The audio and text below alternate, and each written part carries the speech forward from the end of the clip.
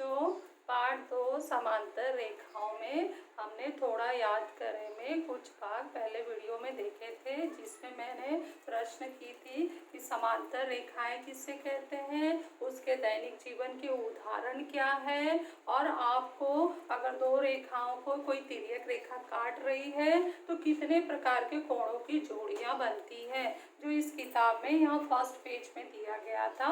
उसके हिसाब से तुम्हें ये बनाकर लिखना था। इसके बाद सेकंड पेज पर कृति यहाँ दी गई थी। इस कृति के लिए मैं वीडियो में अलग से एक कृति बनाई थी और आप लोगों को उस प्रकार का करने के लिए कही थी, तो कुछ लोगों ने करके दिखाए हैं, बहुत अच्छे से किया है। उस कृति में हमने ये पहचाना था कि ये दो रेखाएं अगर समांतर हैं और कोई तिर्यक रेखा प्रतिच्छेदित कर रही है तो संगत कोणों की 4 जोड़ियां बनती हैं, और प्रत्येक जोड़ी कैसी होती है? सर्वांगसम। कब सर्वांगसम होती है? जब दो रेखाएं समांतर होती हैं। और दो रेखाएं समांतर हो और कोई तिर्यक रेखा प्रतिच्छेदित करे तो एकांतर कोणों की अंत एकांतर कोणों की 2 जोड़ियां बनती हैं, और दोनों भी जोड़ियां परस्पर कैसी होती हैं? सर्वांगसम होती हैं। और दो समांतर रेखाओं को कोई तिर्यक रेखा प्रतिच्छेदित करे तो अंतःकोणों के मापों का योग संपूरक होता है। ये हमने, वो भी 2 जोड़ियां होती हैं और दोनों भी जोड़ियां संपूरक होता है। ये हमने पिछले वीडियो में कृति के द्वारा देखा था और उसके गुणधर्म लिखे थे। तो ये जो बात हुआ ये थोड़ा याद करे वाला भाग, अर्थात हम 8वीं से सीख के आए हैं और हमने 9th में उसका शुरुआत किया। अब हम 9th का आओ जाने वाला भाग देखेंगे। आओ जाने वाला भाग क्या है कि अब हमें जानना है। तो क्या जानना है? यहाँ पर हमने जो गुणधर्म पहले पढ़े थे उसे सिद्ध करना है कथन, कारण, अभिग्रहित की सहायता से। तो हम जो 3 गुणधर्म पढ़े हैं उसी को हम प्रमेय बना देंगे। तो सबसे पहला प्रमेय हम यहाँ पाठ 2 समांतर रेखाओं में पहला प्रमेय पढ़ेंगे, अंतःकोण प्रमेय। उसके बाद हम सिद्ध करेंगे, प्रमेय का कथन पढ़ना और सिद्ध करना है। उसके बाद हम संगत कोण प्रमेय पढ़ेंगे और एकांतर कोण प्रमेय पढ़ेंगे। इन सब को कथनों को पढ़कर हमें सिद्ध करना है, और सिद्ध करने के बाद प्रश्न संग्रह 2.1 के कुछ सवाल करेंगे। टोटल 5 सवाल है, उसमें से 2 सवाल तो कट हो गए हैं। सिलेबस छोटा जो किया गया है 25% से, वो सब PDF में दिया गया है, आप नोट कर सकते हो। और कुछ बचे हुए 3 सवाल हम लोग यहाँ करेंगे, बारी बारी से करेंगे। तो अब हम इस वीडियो में सबसे पहले अंतःकोण प्रमेय देखेंगे। तो अंतःकोण प्रमेय सिद्ध करने के लिए हमें सबसे पहले एक महत्वपूर्ण जानकारी मालूम होनी चाहिए, वो है यूक्लिड की अभिग्रहित। अब ये यूक्लिड की अभिग्रहित हमने कहाँ पढ़ा था? हम पढ़े थे पाठ 1, और ये पाठ दूसरा है। तो इससे पिछले वाले पाठ में यूक्लिड की अभिग्रहित के बारे में बताया गया था। यूक्लिड का अभिग्रहित क्या है कि जब दो रेखाओं को कोई तीसरी रेखा प्रतिच्छेदित करे तो बनने वाले अंतःकोण यहाँ देखो, यहाँ लिखा गया है, दो रेखाओं को कोई तीसरी रेखा प्रतिच्छेदित करे तो बनने वाले अंतःकोणों के मापों का योग यदि 2 समकोण से छोटा है, 2 समकोण मतलब, समकोण का मतलब होता है 90 अंश, 2 समकोण मतलब 2 गुणे 90 अर्थात 180 अंश। अंतःकोणों के मापों का योग यदि 2 समकोण से छोटा है तो वे 2 रेखाएं समांतर नहीं होंगी, और वो आगे चल के अगर उनको हम बढ़ाएं तो वो एक दूसरे को प्रतिच्छेदित करेंगी। ये यूक्लिड के अभिग्रहित में बताया गया है कि यदि अंतःकोण बन रहे हैं तो उनके मापों का योग 180 अंश है तो वो रेखाएं समांतर है, और अगर वो 180 अंश से छोटे हैं तो वो रेखाएं जरूर एक दूसरे को, भले ही यहाँ नहीं दिखाई दे रही है, लेकिन जब हम उसको आगे बढ़ाएंगे, अगर वो ऐसे है, इस तरह से है तो हम जब आगे बढ़ाएंगे तो वो एक दूसरे को प्रतिच्छेदित करेंगे। और अगर इस तरह से समांतर है तो कितना भी आगे बढ़ाओ वो एक दूसरे को कभी प्रतिच्छेदित नहीं करेंगी। तो ये है यूक्लिड का अभिग्रहित जो पाठ 1 में दिया गया। लेकिन आप लोग ये सब पढ़ने से पहले आप इस यूक्लिड की अभिग्रहित इम्पोर्टेंट कथन को, यूक्लिड्स पोस्टुलेट, यूक्लिड का अभिग्रहित पहले फेयर नोटबुक में लिखोगे। हेडिंग डालोगे, उसके बाद कथन जो मैं अभी बोली हूँ ना वही कथन है। दो रेखाओं और उनकी तिर्यक रेखा को के एक ही ओर बने अंतःकोण के मापों का योग दो समकोण से कम हो तो दो रेखाएं आगे बढ़ाने पर एक दूसरे को प्रतिच्छेदित करती है। तो देखो यहाँ दो रेखा में डायग्राम भी बनाना है, डायग्राम से जल्दी समझ में आएगा। दो रेखा बनाना है, दो रेखा थोड़ा हमने तिरछे बनाना है, समांतर नहीं, क्योंकि हमारे क्यों हमने बताया ऐसा, क्योंकि अंतःकोणों के मापों का योग दो समकोण से छोटा है। तो ये हमने अंतःकोण की एक जोड़ी ली, तिर्यक रेखा लिया, एल और एम दो रेखा है, एन तिर्यक रेखा है। और यूक्लिड का अभिप्राय क्या कहता है कि अंतःकोणों के मापों का योग छोटा हो दो गुणे समकोण, दो गुणे समकोण, आगे चल के हम 2 गुणे 90 लिखेंगे, 2 गुणे 90 हो जाएगा 180 है। तो अंत में ये लाइन क्या आएगा, अगर कोण ए धन कोण बी छोटा है 180, सदैव ये लाइन याद रखो, ये इस अंतःकोण प्रमेय में बहुत उपयोगी है। यदि कोण ए धन कोण बी छोटा है 180 अंश तो वे दो रेखाएं समांतर नहीं होंगी, वो एक दूसरे को आगे चल के प्रतिच्छेदित करेंगी। डायग्राम में देखो मैंने इसको डॉट डॉट लाइन से बढ़ाई हुई, तो इसका मतलब है कि इसको आगे बढ़ाया गया है। तो आप लोगों को ये समझना है। अब हम शुरू करते हैं अंतःकोण का प्रमेय। अंतःकोण का प्रमेय क्या कहता है, यदि दो समांतर रेखाएं हमें दी गई हैं और उसको कोई तिर्यक रेखा प्रतिच्छेदित करती है तो तिर्यक रेखा के एक ही ओर स्थित अंतःकोण परस्पर कैसे होते हैं, संपूरक। ये हमने कृति में किया था ना, अंतःकोणों के मापों का योग संपूरक होता है। तो ठीक है, हमें क्या यहाँ दिया गया है, पाठ 1 की जानकारी याद करो। पाठ 1 में दिए गए कथन को हम सशर्त कथन में बांटते थे। पहला भाग होता था दत्त और दूसरा भाग होता था साध्य। तो दत्त में क्या दिया गया है, दो रेखाएं समांतर है, तो हमें डायग्राम बनानी है। तो इस कथन के बाद हमने डायग्राम बनाया, दो रेखा लिया, दोनों को समांतर खींचा, तो नाम क्या है, रेखा एल समांतर रेखा एम, और रेखा एन उनकी तिर्यक रेखा है। ऐसे में अंतःकोणों की कितनी जोड़ियां बनती हैं, अंतःकोणों की 2 जोड़ियां बनती हैं। तो कोण ए और कोण बी ये पहली जोड़ी हो गई, कोण सी और कोण डी ये दूसरी जोड़ी हो गई। तो ये सब जो जानकारी मैं अभी बोली हूँ ये हमें दत्त में लिखना है। रेखा एल समांतर रेखा एम तिर्यक रेखा है, कोण ए कोण बी तथा कोण सी और डी कैसे हैं, अंतःकोणों की जोड़ियां हैं। इसके बाद हमें ये वाली लाइन हमारी क्या होगी, साध्य होगी कि अंतःकोण परस्पर कैसे होते हैं, संपूरक। तो अंतःकोण की 2 जोड़ी है तो 2 साध्य बनेगा। तो पहला हमारा साध्य क्या है, पहला नंबर डाला है कोण ए धन कोण बी बराबर 180 और दूसरा साध्य क्या है, कोण सी धन कोण डी बराबर 180। दोनों हमने साध्य लिख लिया। क्लियर, यहाँ तक समझ में आ गया। अब बच्चों ये उत्पत्ति सिद्ध करने के लिए पाठ 1 में बताया गया था कि 2 तरीके होते हैं, प्रत्यक्ष पद्धति और अप्रत्यक्ष पद्धति। अब इसको हम अप्रत्यक्ष पद्धति से हल करेंगे। तो हम सबसे पहले हम अपना फोकस पूरा पहले वाले साध्य पर करते हैं, क्योंकि अगर 2-2, 3-3, 4-4 साध्य दिए हैं तो कोई एक साध्य हम सिद्ध करते हैं और बाकी को इसी प्रकार लिखते हैं। तो जो दूसरा वाला साध्य है उसको हम अभी ध्यान नहीं देंगे, अंत में देखेंगे। पहले हम फोकस करेंगे पहले वाले साध्य पर। पहला वाला साध्य क्या है, कोण ए धन कोण बी बराबर है 180 अंश। तो हम क्या करेंगे, अप्रत्यक्ष विधि में उत्पत्ति में पहला वाक्य लिखेंगे कि माना कोण ए धन कोण बी के 180 अंश होने की 3 संभावना है। या तो इन दोनों का योग 180 से छोटा होगा पहला, या तो इन दोनों का योग किसका, कोण ए और कोण बी का योग 180 अंश से बड़ा होगा, या तीसरी संभावना अगर ये दोनों ऐसे नहीं है तो तीसरी संभावना क्या होगी कि इन दोनों के मापों का योग 180 के बराबर होगा।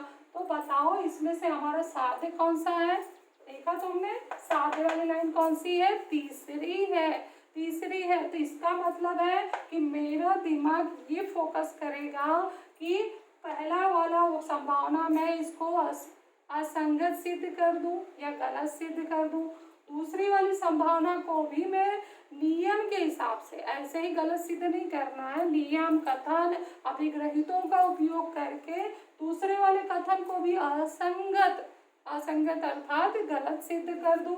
जैसे ही ये दोनों मेरे लिए गलत हो जाएंगे, मैं तुरंत घूम फिर के आ जाऊंगी कि तीसरी संभावना ही मेरे लिए सही है, क्योंकि पहले और दूसरे दोनों तो गलत हो गए हैं और मेरा साथ भी सिद्ध हो जाएगा। तो बच्चों, ये तरीका समझ में आया आपको कैसे करना है? ठीक है, तो हम लोग आगे स्टार्ट करते हैं क्या करना है। तो सबसे पहले हमने क्या लिया? पहले संभावना ले रहे हैं कोण ए धन कोण बी छोटा है 180 अंश लेने पर। कोण देखिए, कोण ए और कोण बी क्या है? अंतःकोण है, और अंतःकोणों के मापों का योग 180 से छोटा हो रहा है। ये चीज कहाँ आया है बताओ बच्चों, कहाँ पर आया है? देखा तुमने कहाँ पर आया है? यूक्लिड के अभिग्रहित में। तो ये वाला भाग कितना इम्पोर्टेंट है इस प्रमेय के लिए। अगर किसी ने ये भाग समझ लिया है तो तुरंत इस लाइन से समझ बोल देगा, झट से बोल देगा कि ये टीचर रेखा एल और रेखा एम एक दूसरे को प्रतिच्छेदित करेंगे, आगे चलकर ये समांतर नहीं होंगे। तो इस लाइन से मैंने ये कथन निकाली हूँ, रेखा एल और रेखा एम एक दूसरे को प्रतिच्छेदित करेंगे। कारण होगा यूक्लिड के अभिग्रहित से। यहाँ देखो, ए धन बी छोटा 180 अंश है, तो रेखा एल और रेखा एम एक दूसरे को समांतर नहीं है, अर्थात क्या है, फिर एक दूसरे को प्रतिच्छेदित कर रहे हैं। तो लेकिन एक चीज तो हमने दत्त में कुछ लिखा है रेखा एल और रेखा एम के बारे में, परंतु रेखा एल समांतर है रेखा एम दत्त। देख लो, यहीं पर दो बातें असंगत आने लगी। एक बार हम कहते हैं कि रेखा एल और रेखा एम प्रतिच्छेदित कर रहे हैं, और दूसरी बात में तुरंत पलट जा रहे हैं और कह रहे हैं कि रेखा एल और रेखा एम समांतर है। तो क्या ऐसा हो सकता है कभी कि एक ही चीज दो बार में अलग अलग हो, दो परिस्थितियों में अलग हो जाए? नहीं। तो इसलिए हमारे ये दोनों कथन क्या हुए? एक दूसरे के असंगत हो गए। जैसे ही एक दूसरे के असंगत हुए, हम नीचे लिख देंगे कि कोई इसलिए कोण ए धन कोण बी छोटा 180 अंश, यह संभावना मेरे लिए असंभव है। ठीक है, ये नंबर 1 हो गया। ठीक है, समझा आपको लोग यहाँ तक? तो हम नेक्स्ट चलते हैं सेकेंड वाले पे। ये मेरी पहली संभावना जो है वो असंभव हो गया है, सही नहीं है। तो सेकेंड पर चलते हैं। कोण ए धन कोण बी बड़ा है 180 अंश लेने पर। ठीक है, इसको मैंने यहाँ लिख दिया, यहाँ पर लेने पर यहाँ तक। अब इसके लिए कुछ उत्तर है, वो मैं लिखना स्टार्ट करती हूँ।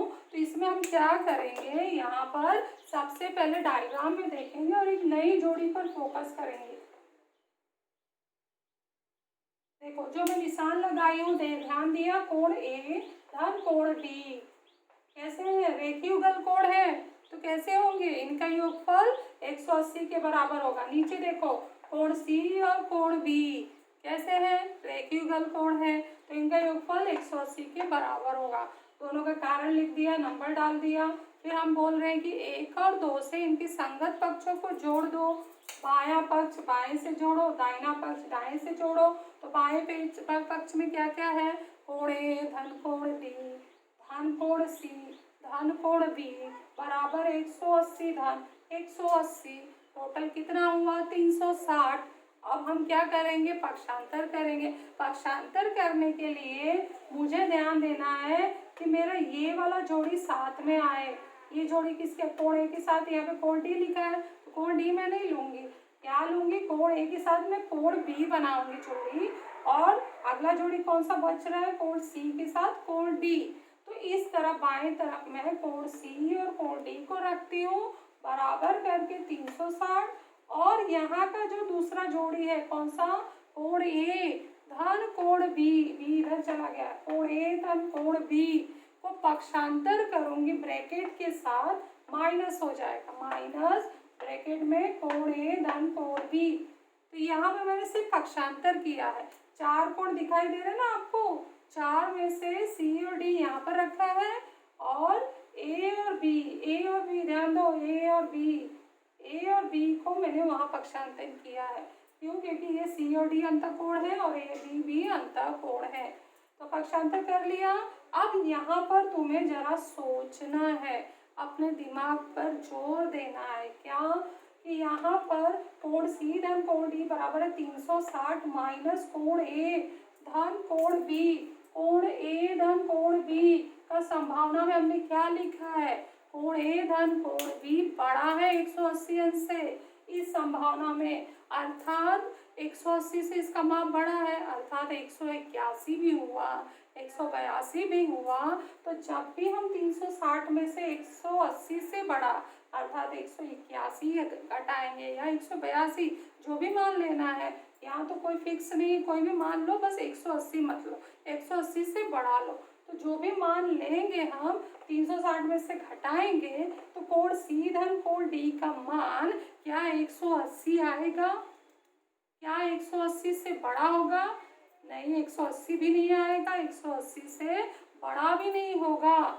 वो क्या होगा, कम हो के आएगा, 179 आएगा, 178 आएगा, 170 आएगा। तो ये सब मान क्या है, ये सब मान 180 से छोटे हैं। तो जब हमने अंदाजा लगा लिया कि कुछ भी कर लो, कोण सी और कोण डी का मान, अगर मैं कोण ए धन कोण बी बड़ा 180 यहाँ रखती हो तो कोण सी और कोण डी सदैव सदैव इस संभावना के लिए 180 छोटा आएगा, सदैव वो छोटा होगा 180 के। जैसे ही वो छोटा होगा, वापस देखो ये लाइन पे फिर जोड़ दो, यहाँ पे ध्यान देना, तो ये कहाँ तुम देखे हो, कोण सी धन कोण डी छोटा है 180 अंश। कोण सी और डी कैसे हैं, अंतःकोण है, और अंतःकोणों के मापों का योग कैसा हो गया, छोटा हो गया 180 अंश से।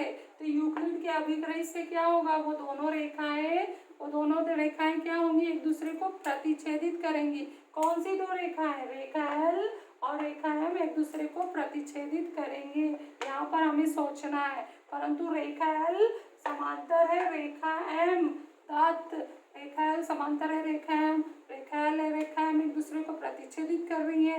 ये दोनों कथन असंगत है, ये जो तर्क है ये असंगत है, सही नहीं है। एक ही बार में दो जोड़ी जो दो नाम है वो प्रतिच्छेदित और समांतर नहीं हो सकते हैं। इसलिए हमारा कोण सी जो है, ये वाला कोण सी धन कोण डी छोटा है 180 अंश, असंभव हो जाएगा। मतलब ये सही नहीं है, जिस तरह से हमने इसको किया था वैसे ही डी और सी और डी के लिए करेंगे। जैसे ही कोण सी और कोण डी असंभव हुआ, वैसे ही कोण ए धन कोण बी भी बड़ा 180 अंश असंभव हो जाएगा।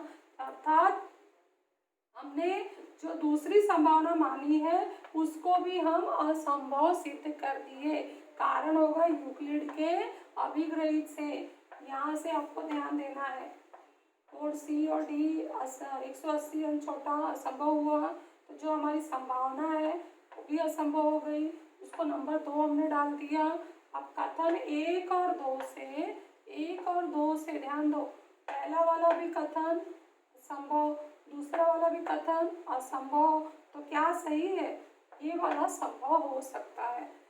तो 1 और 2 से कोण ए धन कोण बी बराबर 180 अंश, यह संभावना ही अब संभव है, यही सही है। अपने आप ये बचता है तो यही मेरे लिए सही है, और यही सही होना ही हमारा पहला साध्य सिद्ध हो जाता है। अब इतना सब जो काम हमने किया है, इसी प्रकार हमें कोण सी धन कोण डी बराबर 180 अंश सिद्ध करने के लिए करना है। लेकिन भूमिति में यही एक भाग है कि हम इसी प्रकार लिखकर उसे सिद्ध नहीं करते हैं, लिख देते हैं, इसी प्रकार सिद्ध कर सकते हैं।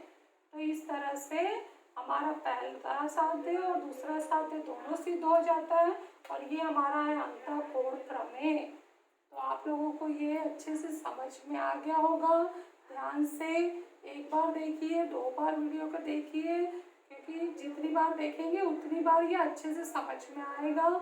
और फिर नोटबुक में नोट कीजिए।